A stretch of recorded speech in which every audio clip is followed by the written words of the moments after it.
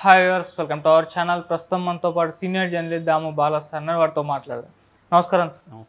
Sir, Hydraa ఇప్పుడు ఓవైసీకి చెందిన కాలేజీలని కూడా కూల్చేయబోతుంది అని వార్తలు వస్తున్నాయి సార్. అందుకు సంబంధించి అది కూడా చెరువుల్ని కబ్జా చేసి కట్టారు అని చెప్పేసి ఆరోపిస్తున్నారు. మరి కూల్చేయబోతుందా, ఎప్పుడు కూల్చేయబోతుంది, మరి దీని పట్ల ఓవైసీ అక్బరుద్దీన్ గారి రియాక్షన్ ఏ విధంగా ఉంది సార్?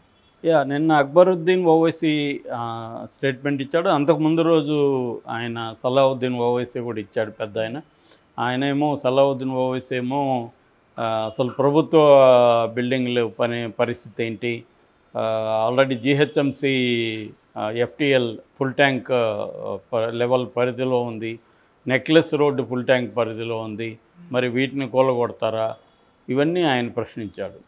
సో ఆయన ఎందుకు ప్రశ్నించాడు? ఆయన బిల్డింగ్లు ఏమి కూలగొట్టలేదు, నాగార్జున కూలగొట్టారు. మరి ఆయన ఎందుకు స్పందించారు అనే వార్త వచ్చింది. దాని తర్వాత ఏమైందంటే చాలామంది నెటిజన్స్ సకలం చెరువు మ్యాపుల్ని నెట్లో స్ప్రెడ్ చేశారు. అంటే సకలం చెరువుని ఆక్యుపై చేసుకొని ఓవైసీ వాళ్ళు బిల్డింగ్లు కట్టారు. అట్లా చాలా చోట్ల వాళ్ళు బండ్లగూడలో, తర్వాత ఫాతిమా కాలేజీ, ఇవన్నీ కూడా అలాగా కట్టినవే. దాదాపు 12 కాలేజీలు అక్బరుద్దీన్ ఓవైసీ దగ్గర ఉన్నాయి, హాస్పిటల్స్ ఉన్నాయి. ఇవన్నీ కూడా వాళ్ళు చెరువులు ఆక్యుపై చేసుకొని కట్టారు. ఎక్కువగా ఓవైసీ బ్రదర్స్ చెరువుల భూముల్ని ఆక్యుపై చేసుకొని కట్టారు అన్న విమర్శలు బయటకు వచ్చాయి. దాంతో అక్బరుద్దీన్ ఓవైసీ బయటకు వచ్చి నన్ను చంపేయండి, ఆల్రెడీ నా బుల్లెట్లు దింపారు, ఇప్పుడు కూడా నన్ను బుల్లెట్లు దింపండి, కానీ నా కాలేజీలు జోలికి రాకండి, ఎందుకంటే నేను పేద విద్యార్థుల కోసం 12 కాలేజీలు పెట్టాను, ఎడ్యుకేషన్ ఇన్స్టిట్యూట్స్ 12 పెట్టాను, కాబట్టి వాళ్ళకి అన్యాయం చేయకండి అని ఆయన ఇస్తున్నాడు. సో ఇప్పుడు ఎవరైనా కాలేజీ పెట్టి చెరువు భూమిలో ఫ్రీగా నేను ఎడ్యుకేషన్ ఇస్తానని చెప్తే అవి కోల్చొచ్చా కోల్చకూడదా అనేది ఇప్పుడు చర్చకు దారితీస్తుంది. రెండోది, నిజంగానే ఆయన ఫ్రీగా అందరికీ ఇస్తున్నాడు అనేది వేరే చర్చ. సో ఏదేమైనా ఈరోజు నిన్న ఏవి రంగనాథ్ ఒక సుదీర్ఘమైన ఇంటర్వ్యూ ప్రొఫెసర్ నాగేశ్వర్కి ఇచ్చాడు, 1 అవర్. నేను మొత్తం చూశాను. ఆయన క్లియర్గా అన్ని విషయాలు చెప్పుకుంటూ వస్తున్నాడు. నిన్న మనం అడిగిన కొన్ని డౌట్లకి, ప్రశ్నలకు కూడా ఆయన సమాధానం ఇచ్చాడు. అందులో ఏంటంటే ప్రయారిటీ ఏందని ఆయన చెప్పింది ఏంటంటే, ఇంకా ప్రయారిటీగా ఏమీ ఇది లేదు, మాకు ఏవి ఎక్కువ కంప్లైంట్లు వస్తున్నాయి దాన్ని బట్టి మేము చేస్తున్నాం. అట్లాగే మేము ఏర్పడిన తర్వాత, ఈ హైడ్రా ఏర్పడిన తర్వాత ఎక్కువ ఆక్యుపై చేసుకున్నవి ఇది చేస్తున్నాం. అట్లాగే పెద్ద చెరువుల్ని ఫస్ట్ విముక్తి, అంటే ఫస్ట్ టార్గెట్ చెరువుల విముక్తి, చెరువుల్ని ఆక్యుపై చేసుకున్న వాళ్ళవి ఫస్ట్ కొట్టేస్తున్నాం. ఇది మేము పార్టీలకు అతీతంగా అందరివి కొడుతున్నాము. ఎమ్మెల్యేలు ఉన్నారు, అన్ని పార్టీల నాయకులు ఉన్నారు. నాగార్జున మేము ప్రత్యేకంగా టార్గెట్ చేయలేదు. నాగార్జునకు ముందు 1 నెల నుంచి కూడా మేము అనేక మంది చేశాము. దాని తర్వాత నాగార్జున చేసాం. పెద్ద ఎత్తున ప్రజల నుంచి కంప్లైంట్లు వస్తున్న వాటిని మేము పరిశీలిస్తున్నాం. ప్రతిదాన్ని కూలగొట్టక ముందు కనీసం 1 వారం మేము దాని మీద వర్క్ చేస్తున్నాం.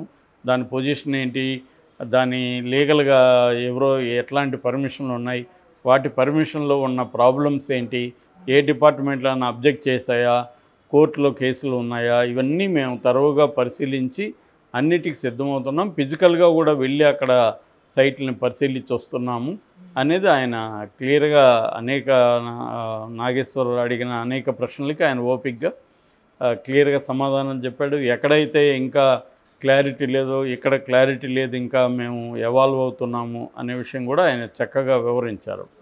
ఎక్కడ ఆయన ఎవరి మీద గ్రడ్జ్ ఉన్నట్టు కానీ ఆవేశం కానీ ఏమీ మాట్లాడలేదు. చాలా స్పష్టంగా ఆయన ఎక్కడ తమ హైడ్రాకున్న లిమిటేషన్స్ ఏంటి, హైడ్రాకున్న పవర్స్ ఏంటి, ప్రభుత్వ పాలసీ ఏంటి, ఇంకా కొన్ని విషయాల్లో ప్రభుత్వం పాలసీలు తీసుకోలేదనే విషయం కూడా చెప్పాడు. ఇప్పుడు ఫర్ ఎగ్జాంపుల్ సలావుద్దీన్ ఓవైసీ చేసిన విమర్శకు కూడా ఆయన సమాధానం, ఆయన నాగేశ్వరరావు అది కూడా అడిగాడు, గవర్నమెంట్ బిల్డింగ్స్ని మీరు కొడతారా, ప్రైవేటువే కూలగొట్టినప్పుడు గవర్నమెంట్ ఎందుకు కూలగొట్టరని ప్రశ్న వస్తుందంటే, దానికి సంబంధించి ఇంకా పాలసీ ఎవాల్వ్ కావాలి, పాలసీ ఎవాల్వ్ అయితే అది కూడా మేము టేకప్ చేస్తామని చెప్పాడు. అంటే అది ప్రభుత్వ పాలసీకి సంబంధించిన విషయం, గవర్నమెంట్వి, ఎందుకంటే అది ఎప్పటి నుంచో జరిగి ఉంటాయి పాతవి. సో వాటిని ఇప్పుడు కూలగొట్టాలా లేదా, ప్రైవేటు కూలగొట్టినప్పుడు దీని మీద కూడా రేపు కోర్టుకు వెళ్ళే అవకాశం. అట్లాగే ముందస్తు నోటీసులు ఇవ్వాల్సిన అవసరం లేదు చట్ట ప్రకారం, ఎందుకంటే సుప్రీంకోర్టు అనేక హైకోర్టుల తీర్పులు ఉన్నాయి. చెరువులను ఆక్యుపై చేసుకున్న భూములకి ముందస్తు నోటీసులు ఇవ్వాల్సిన అవసరం లేదు, డైరెక్ట్ కూలగొట్టచ్చు అనేది ఆల్రెడీ ఉన్నాయి. కాబట్టి మేము వాటి ప్రకారమే వెళ్తున్నాం అనేది కూడా ఆయన చెప్పారు. అందుకని పల్లా రాజేశ్వర రెడ్డి లాంటి వాళ్ళు కోర్టుకు వెళ్ళినా కూడా వాళ్ళకి టైం దొరకలేదు. చట్ట ప్రకారం వెళ్ళండి అని మాత్రమే చెప్తున్నాయి. చట్ట ప్రకారం వాళ్ళు వెళ్తున్నారు. సో అంటే ఎఫ్టీఎల్కి సంబంధించిన అంటే ఫుల్ ట్యాంక్ లెవెల్ కావచ్చు, buffer zone, full tank level తర్వాత 30 మీటర్ల వరకు బఫర్ జోన్ ఉంటుంది. సో ఈ బఫర్ జోన్లో కట్టుకున్నా కూడా మేము చేస్తున్నాం. ప్రజెంట్ అయితే చెరువుల మీద ఫోకస్ చేస్తున్నాం. చెరువుల్ని విముక్తి చేయడం ఫస్ట్ మా టార్గెట్. ఇదైనాక నెక్స్ట్ నాలాలు, పార్కులు వీటికి వెళ్తున్నాం అనేది ఆయన చెప్పాడు. ఓకే. సో ఇలాగ వాళ్ళు ఒక సిస్టమేటిక్గా వెళ్తున్నట్టుగా మనకు కనబడుతుంది. నిజానికి ఇదే కరెక్ట్గా జరిగితే మాత్రం ఖచ్చితంగా మనం రేవంత్ రెడ్డి హీరో అవుతాడు, రంగనాథ్ హీరో అవుతాడు.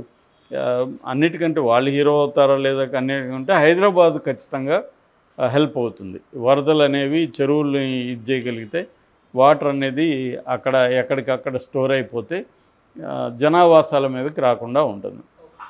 సో ఇప్పుడు ఓవైసీ వాళ్ళకంటే ఇప్పుడు ఏంటంటే చాలామంది భుజాలు దడువు కూడా మొదలుపెట్టారు. తమ దాకా కూడా వస్తుందేమని చెరువులు ఆక్యుపై చేసుకున్న వాళ్ళంతా బయటకు వచ్చేసి వాళ్ళు ప్రజల తరపున మాట్లాడుతున్నట్టు, ఇంకెవరి తరపున మాట్లాడుతున్నట్టు బిల్డప్ ఇస్తున్నారు. ఇప్పుడు మరి రేవంత్ రెడ్డి ఈ ప్రెజర్ని ఎలా తట్టుకుంటాడో చూడాలి. రేవంత్ రెడ్డి అది కూడా మాట్లాడాడు మొన్న. నాకు విపరీతంగా ప్రెజర్ ఉంటుందని తెలుసు, పెద్ద పెద్ద ఇన్ఫ్లుయెన్స్ చేసేవాళ్ళు ఉంటారని తెలుసు, నా మిత్రులు కూడా ఉంటారని తెలుసు, అయినా కూడా నేను దేనికి జడవనని కూడా మాట్లాడారు. నిజంగా అది జరిగితే మాత్రం ఖచ్చితంగా రేవంత్ రెడ్డి చరిత్రలో నిలిచిపోతాడు. నిన్న ఆయన ఇంటర్వ్యూలో కూడా సుదీర్ఘంగా ఆయన చెప్పింది ఖచ్చితంగా ఎటువంటి ఒత్తిళ్ళను నేను ఫోన్లు కూడా స్విచ్ ఆఫ్ చేసేస్తాను, అది జరిగే వరకు ఇంకా ఫోన్లు కూడా ఆన్ చేయను, ఎందుకంటే ఎవరెవరో ఫోన్లు చేసి ప్రెజర్ చేస్తారని నాకు కూడా తెలుసు అని కూడా ఆయన చెప్తున్నారు. సో దీని తర్వాత ఇప్పుడు ఒక్కసారిగా అన్ని పార్టీల వాళ్ళు బయటకు వస్తున్నారు. ఎందుకంటే అన్ని పార్టీల్లో ఉంటారు. ఓవైసీ బ్యాచ్ కూడా ఎక్కువగా ఓల్డ్ సిటీ ఏరియాలో వాళ్ళు ఆక్యుపై చేసుకొని ఉంటారు చెరువులు. దాంట్లో ఏమి ఆశ్చర్యం లేదు. ఇప్పుడు సకలం చెరువు మ్యాపులు పెట్టి చూస్తేనే తెలుస్తుంది. అట్లాగే మనకి ఎన్న కన్వెన్షన్ కూడా దాన్ని ఆనుకొనే చెరువు కనబడుతుంది కదా. అంటే చెరువులోనే గోడ కట్టినట్టే కదా. మరి చెరువులో గోడ కడితే అది ఎఫ్టీఎల్ కిందకే కదా వస్తుంది ఈజీగా. చెరువులోనే కట్టేసావు. చెరువు బయటే కట్టకూడదు యాక్చువల్గా. ఎందుకంటే ఎఫ్టీఎల్ అనేది 1700 ఇది ఎంతకో వస్తుంది అది. సో ఆ స్థాయిలో నువ్వు చెరువు బయటే కట్టకూడదంట. అంటే ఫుల్ ట్యాంక్ నిండితే ఎక్కడ వరకు వాటర్ వస్తుందో అక్కడ వరకు ఎఫ్టీఎల్ పరిధి అది. అక్కడే కట్టకూడదు. నువ్వు చెరువులో నీళ్ళు తగులుతోంది గోడకి, నువ్వు దాన్ని హైట్ పెంచేసావు నీ బిల్డింగ్. కాబట్టి అది క్లియర్గా అది తెలుస్తుంది. ఇంకేం అవసరం లేదని ఆయన కూడా చెప్తున్నాడు.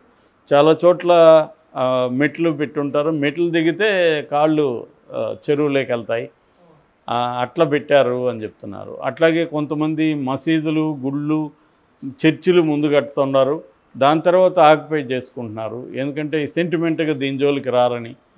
మేము మసీదుల్ని, చర్చిల్ని, గుళ్ళని కూలగొట్టం, కానీ మిగతావి మాత్రం అటువంటి చోట్ల కూడా కొట్టాము 2-3 చోట్ల అని కూడా ఆయన చెప్పాడు. సో ఇలాగ రకరకాల పద్ధతులు మ్యానిపులేట్ చేసి ప్రభుత్వ ఇది చేసి చేస్తున్నారు.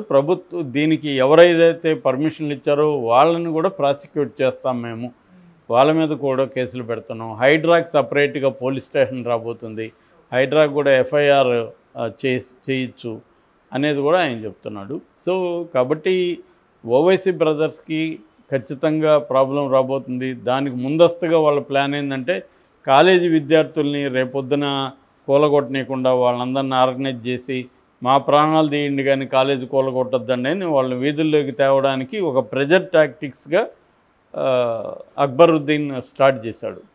నువ్వు అక్రమం జరిగిందా లేదా అది మాట్లాడకుండా కాలేజీ కొట్టొద్దండి, నన్ను కాల్చండి అంటే నువ్వు అక్రమం చేసావా లేదా, చెరువును ఆక్యుపై చేసుకున్నావా లేదా, చేసుకుని ఉంటే చేసుకోలేదని చెప్పు, అది నిరూపించండి అని చెప్పు, చేసుకొని ఉంటే కొట్టేయండి అని చెప్పు. అది చెప్పకుండా కాలేజీలు నేను పెట్టాను, నిన్నెవడు పెట్టమన్నాడు అక్కడ కాలేజీ? చెరువును ఆక్యుపై చేసుకొని కాలేజీ పెట్టమని ఎవరన్నా అడిగారా నిన్ను? అట్లా పెట్టచ్చా? సో అది చెప్పకుండా ఆయన చెరువు ఒక ప్రెజర్ తెస్తున్నాడు రేవంత్ రెడ్డి మీద, ప్రెజర్ టాక్టిక్స్. అంటే కాలేజీలని రేపొద్దున నా జోలికి వస్తే ఇదని. ఆల్రెడీ ఇప్పుడు మల్లారెడ్డి కాలేజీలు, పల్లవి విశ్వేశ్వరరెడ్డి యూనివర్సిటీ ఇవన్నీ కొలగొట్టబోతున్నారు. ఖచ్చితంగా ప్రెజర్ వస్తున్నది. ఓవైసీ బ్రదర్స్ ఏం చేస్తారు, ఆల్రెడీ అడుగుతున్నారు, ఓల్డ్ సిటీ అంతా ఆక్యుపై చేసుకున్నారు, వాళ్ళ జోలికి ఎందుకు వెళ్ళట్లేదు. ఖచ్చితంగా వెళ్ళాలి వీళ్ళు. వెళ్ళినప్పుడు వాళ్ళు అక్కడ ప్రెజర్ చేస్తారు. సో ఈ పెద్ద ఎత్తున అన్ని వైపుల నుంచి ప్రెజర్ అయితే రేవంత్ రెడ్డికి ఎక్కువ వస్తుంది, ఇటు రంగనాథ్కి కూడా వస్తుంది. మరి ఈ ప్రెజర్ని ఎలా తట్టుకుంటారు? నారాయణ లాంటి వాళ్ళు కూడా అంటున్నారు ఇతని జైలుకు కూడా పోతాడేమో రేపు రేవంత్ రెడ్డి అని దీనివల్ల. ఎందుకంటే ఇది చాలా పెద్ద మాఫియా ఉంటుంది. ల్యాండ్ మాఫియా అనేది ఆయనకి బాగా తెలుసు, ఎందుకంటే రియల్ ఎస్టేట్ నుంచి వచ్చాడు రేవంత్ రెడ్డి. కాబట్టి ఆయనకు తెలియకుండా ఇవన్నీ చేయట్లేదు, తెలిసే రంగంలోకి దిగాడు. మరి ఆయన ఏ స్థాయికి ముందుకు తీసుకెళ్తాడు, దీన్ని ఒక డ్రామాగా, హై డ్రామా